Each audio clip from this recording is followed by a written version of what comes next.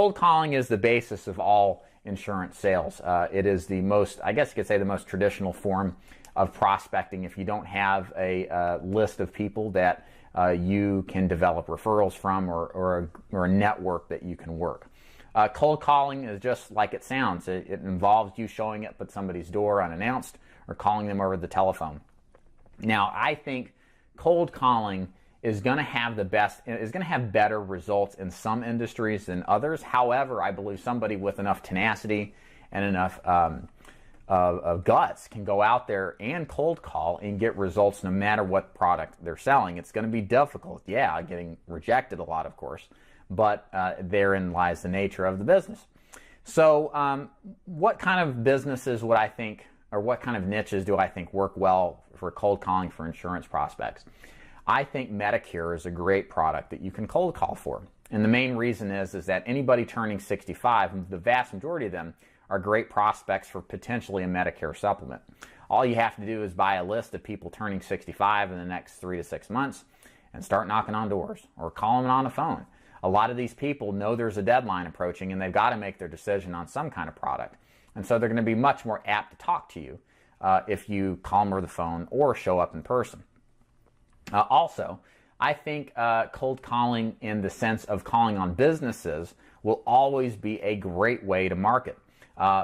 Between my first failure in this business and coming back into selling final expense, I had worked for a Fortune 500 company, specifically Aramark Uniform Services. And this is a multi-million-dollar company. And their primary prospecting method is simply cold calling. That's what we did. We got on the phone, we cold called 150 calls a week, cold called face-to-face as well. And the methods work, not just to sell single proprietary owners, but also large corporations, 100 plus. Cold calling works phenomenally well. And the thing I realize is that business owners are very receptive to people who have the guts to call on them, especially if you show up in person. Most of them will be more than willing to give you a minute to 2 minutes to just tell them what you're doing, who you're looking for, and to see if you might be a good match. Again, because all business owners on some level have to sell. And so if you come in with a respectful pitch and you get right to the point and you don't waste their time, many times these business owners aren't BSers. They'll tell you straight up yes or no if they're somebody that might be interested in it or not.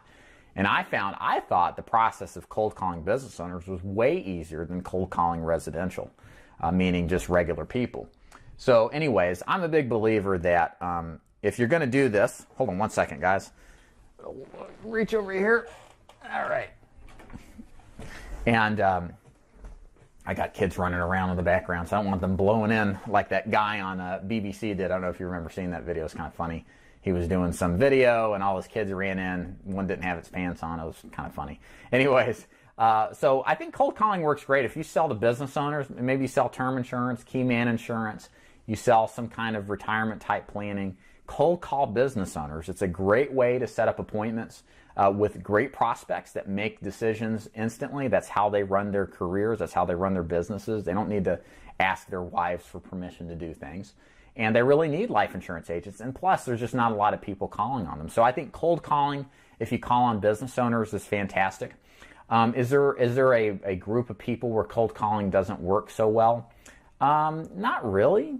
I mean, I think residential calling, especially to younger populations under 65, I wouldn't necessarily fool with it because, first of all, if you're going to call legit, you can't call cell phones and you can't call people who are on the do not call list. And if you think of people under 65 that have a house phone, who even has a house phone these days, much less people in my age range, let's say.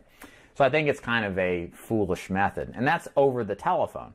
Now, face-to-face, totally different scenario. I think in some ways, I think you do just fine. There's just nobody that cold calls anymore.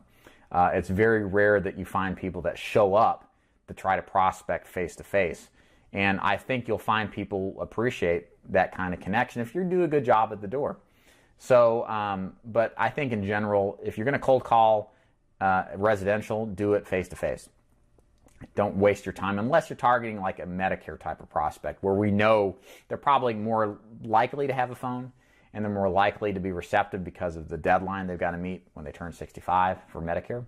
that would be the only exception to the rule. So that's cold calling.